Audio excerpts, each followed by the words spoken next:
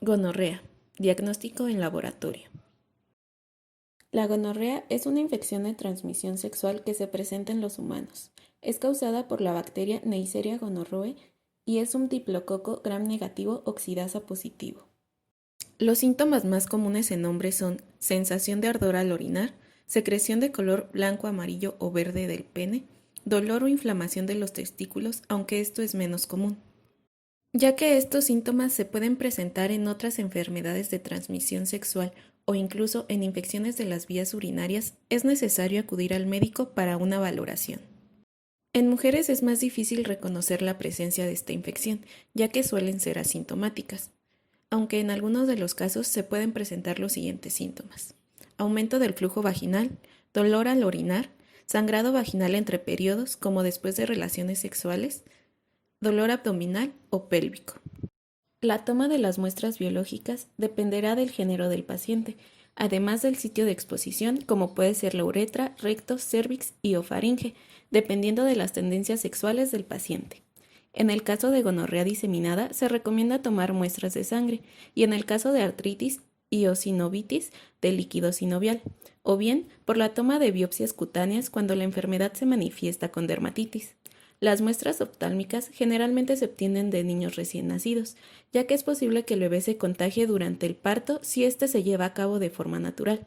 Esta es la razón por la cual a los bebés se les aplica antibiótico en los ojos cuando nacen, aunque esta muestra también se puede tomar de adultos. A continuación veremos el procedimiento estándar dependiendo de cada sitio anatómico. En la toma de muestra o frotis con hisopo, es importante recalcar la importancia de utilizar un hisopo estéril de rayón o dacrón recubierto con partículas de carbón vegetal en el caso de que el medio de transporte no nutritivo carezca de estas partículas, ya que si se llega a utilizar un hisopo de algodón o de alginato de calcio, la bacteria podría morir y dar un falso negativo. También se debe evitar el uso de antisépticos, analgésicos y lubricantes cuando se recoja la muestra, ya que estos pueden inhibir los genococos. En cualquier caso, la recogida de la muestra debe realizarse antes de iniciar el tratamiento antibiótico. Toma de muestra del endocérvix. Introducir el hisopo de 2 a 3 centímetros en el orificio cervical externo y rotar suavemente durante 5 a 10 segundos. No deben tomarse muestras endocervicales de niñas impúberes ni de mujeres con histerectomía. En su lugar, se tomarán del vestíbulo de la vagina y también se recogerá una muestra de orina para el diagnóstico mediante prueba de amplificación de ácidos nucleicos. Toma de muestra de la uretra. Tomar las muestras uretrales al menos una hora después de que haya orinado el paciente. Recoger la secreción directamente con un hisopo. Si no hay secreción, en los hombres se presiona la uretra hacia el orificio para tratar de evacuarla.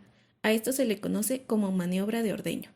Si no se obtiene ninguna secreción, introducir un hisopo delgado 2 o 3 centímetros en la uretra y rotar suavemente durante 5 a 10 segundos. En las mujeres, hacer un masaje de uretra contra la sínfisis pubiana y usar la misma técnica que en los hombres. El cultivo de una muestra de endocérvix y una de la uretra simultáneamente puede aumentar la detección de casos en las mujeres. Toma de muestra vaginal. Este solo se realizará para la prueba de amplificación de ácidos nucleicos. El hisopo debe rotarse contra las paredes vaginales posteriores durante 5 segundos. Las muestras vaginales pueden ser tomadas tanto por la paciente como por el médico y el resultado será el mismo. Recolección de la primera porción de orina. Este también solo se realiza para la prueba de amplificación de ácidos nucleicos. Sin limpiar la zona genital del paciente, recoger de 10 a 20 mililitros de la primera parte de la micción en un recipiente estéril al menos una hora después de que el paciente haya orinado. Toma de muestra rectal. Introducir un hisopo de 2 a 3 centímetros en el recto y rotarlo contra las paredes rectales durante 10 segundos. Si se produce contaminación fecal, desechar ese hisopo y usar otro para obtener la muestra. En los pacientes sintomáticos, las muestras anorrectales deberían obtenerse, de ser posible, insertando un proctoscopio que proporcione visión directa. Toma de muestra orofaringea. Frotar la región posterior de la faringe por encima del borde inferior del paladar blando y las criptas amigdalinas. Toma de muestra conjuntiva. Retirar el párpado inferior y desplazar un hisopo delgado por la superficie de la conjuntiva palpebral inferior hacia el ángulo medio del ojo. Aislamiento de Neisseria gonorrhoeae. Esta bacteria es muy difícil de sembrar en laboratorio, ya que tiene requerimientos nutricionales estrictos. Comúnmente se siembra en agar chocolate, el cual se incuba de 35 a 37 grados centígrados con un ambiente bajo en dióxido de carbono al 5% con adición de cistina, glucosa, piruvato y lactato. También se pueden utilizar otros medios de cultivo que cumplan con los requerimientos nutricionales de esta bacteria. Se debe rodar el hisopo que contiene la muestra sobre aproximadamente un cuarto de la superficie de la placa, de preferencia placas de Petri de 90 milímetros de diámetro. Extender el inóculo sobre la parte restante del medio para garantizar el crecimiento de colonias aisladas con un asa de siembra bacteriológica estéril. Las muestras orofaringeas y rectales deben inocularse en medios selectivos. Esto se logra con la adición de antimicrobianos, porque la flora en estos sitios, muy numerosa y de crecimiento rápido, encubrirá cualquier genococo que pueda estar presente en un medio no selectivo. Los hisopos de las muestras deben hacerse rodar con firmeza sobre el medio selectivo en forma de seta, y luego pasar un asa o aguja sobre las líneas de siembra, para de esta manera facilitar la detección de colonias en la periferia de la superficie del medio, lejos del área de inoculación primaria de la muestra. Cuando se aíslan inicialmente, los genococos crecen como colonias diminutas dentro de un borde circunscrito y al ser coloreadas con Gram, se visualizan como diplococos Gram negativos típicos, agrupados y con los lados aplanados. En ocasiones se pueden presentar en tétradas, en especial cuando las colonias son jóvenes. Los extendidos preparados de cultivos más viejos pueden mostrar células hinchadas con una amplia variación en la intensidad de la contracoloración de safranina. En la siguiente tabla podemos observar las muestras clínicas de elección para cada tipo de infección, así como el procedimiento recomendado para cada una de ellas.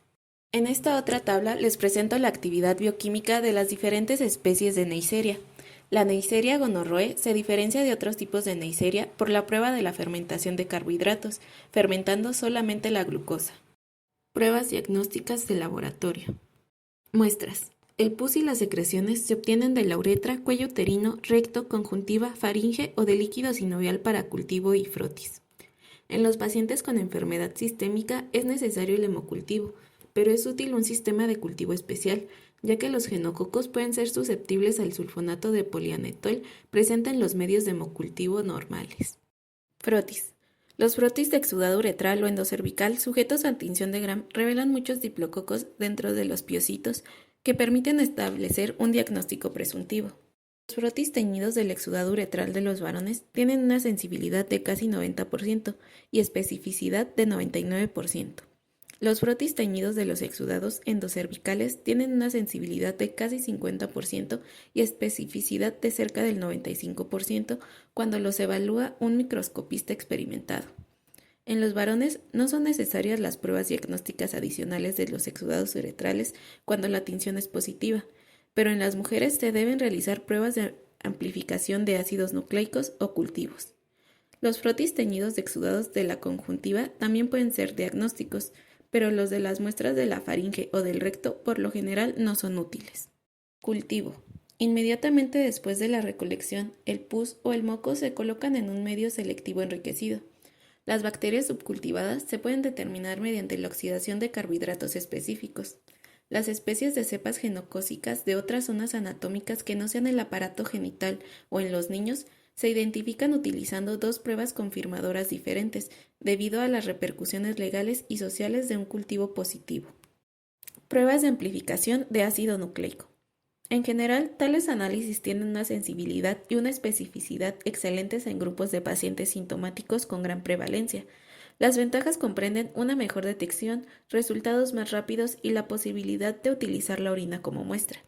Las desventajas comprenden la especificidad insatisfactoria de algunos análisis por la reactividad cruzada con especies del género Neisseria no genocócicas. No se recomiendan estos análisis para el diagnóstico de las infecciones genocócicas extragenitales o de infecciones en los niños. No se recomiendan las pruebas de amplificación de ácido nucleico como pruebas de curación, pues el ácido nucleico puede persistir en las muestras de pacientes hasta por 3 semanas después del tratamiento eficaz. Diagnóstico serológico. El suero y el líquido genital contienen anticuerpos IgG e IgA contra las pilosidades genocócicas, contra las proteínas de la membrana externa y el LPS. Parte de la IgM de los sueros humanos es bactericida para los genococos in vitro. En personas infectadas es posible detectar pilosidades y proteína de la membrana externa de los genococos mediante pruebas de inmunoanálisis enzimático, radioinmunoanálisis y de ELISA. Sin embargo, estas pruebas no son útiles como ayuda diagnóstica por los siguientes motivos: la heterogeneidad antigénica del genococo, la demora en la aparición de anticuerpos en la infección aguda y la gran concentración de fondo de anticuerpos en la población sexualmente activa.